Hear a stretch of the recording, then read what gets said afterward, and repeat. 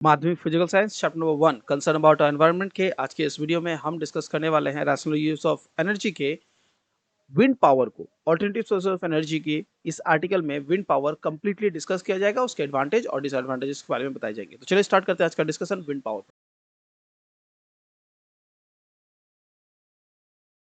माध्यमिक physical science chapter number 1 concern about environment के आज के इस वीडियो में मैं आपको ऑल्टरनेटिव सोर्स ऑफ एनर्जी के विंड पावर को बताने वाला हूं। इसके एडवांटेजेस बताता हूं पहले, उसके बाद डिसएडवांटेजेस बताऊंगा।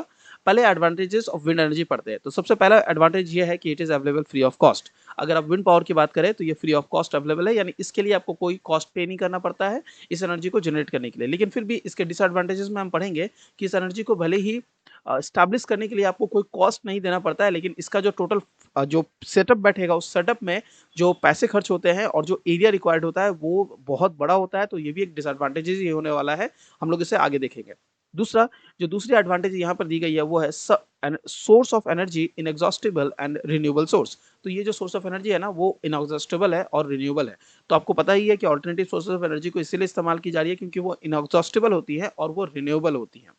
थर्ड और लास्ट है कि it generates a pollution free energy. तो इसकी सबसे बड़ी खासियत यही है कि किसी भी इरेशनल सोर्स ऑफ एनर्जी को, यानी कि अगर ऑल्टरनेटिव सोर्सेज ऑफ एनर्जी की बात की जाए तो वो जो होती है हमेशा पॉल्यूशन फ्री होती है, उसका इन्वायरमेंट पर कोई भी नेगेटिव इम्पैक्ट नहीं पड़ता है। और हमें इस चीज़ को समझना चाहिए और इसे कंसीडर करना चाहिए। इसलिए इस तरह के सोर्सेज ऑफ एनर्जी को पर भले ही खर्च हमारा ज़्यादा पड़ रहा है, इनिशियल कॉस्ट हमारा बढ़ जाता है, but we should rely on these kind of things to a little extent as well. Completely जिस तरह से आज के टाइम पर हम लोग सिर्फ non renewable sources of energy पर डिपेंड कर रहे हैं, नहीं करना चाहिए, रिन्यूएबल की तरफ भी बढ़ना चाहिए। चलिए अब हम लोग देखते हैं कि विंड पावर को स्टैब्लिश करने में या विंड एनर्जी को प्रोड्यूस करने में जो हमारे पास डिसएडवांटेजेस है वो क्या है। पहला, wind energy forms can be established only at those places where wind blows for large duration of the year. तो सबसे ऑब्वियस सी बात है ये कि आप विंड एनर्जी प्रोड्यूस करने के लिए, विंड मिल्स को घुमाने के लिए आप जो विंड चाहते हैं वो आपको ऐसे जगह पर स्टैब्लिश करना पड़ेगा जहां पर wind blowing always through out the year proper होती है। Second, wind is not predictable, therefore strong steady with uniform velocity cannot be guaranteed at a place। तो अगर ये विंड प्रॉपर नहीं है और आप सब प्रिडिक्ट नहीं कर पा रहे तो आप ये नहीं समझ पा रहे हैं कि वो विंड मिल को प्रॉपरली रोटेट करवा पाएगी या नहीं।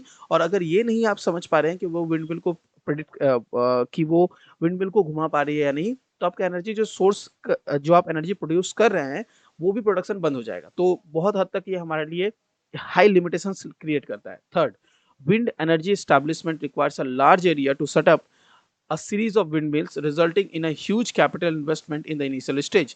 तो आपको जैसा कि मैंने पहले ही बताया कि इसका इनिशियल इन्वेस्टमेंट बहुत हाई क्वांटिटी में होता है क्योंकि आपको नंबर ऑफ सेटअप्स को भी बहुत हाई क्वांटिटी में लगाने हैं। दूसरा, जो आपको एरिया रिक्वायर्ड है वो भी बहुत हाई होती है। तो इस तरह के कुछ लिमिटेशंस भी है जो हमारे विंड एनर्जी के साथ रिलेट कनेक्टेड है। आई होप कि विंड एनर्जी के एडवांटेज और डिसएडवांटेज को अगर आपसे एग्जाम में पूछा जाए तो आप जरूर आंसर दे पाएंगे। आने वाले वीडियो में मैं इस चैप्टर के नेक्स्ट जो कि टाइडल पावर है उसके एडवांटेज और डिसएडवांटेज को बताऊंगा। चलिए स्टार्ट करते हैं, मिलते हैं नेक्स्ट वीडियो में। Till then do take care.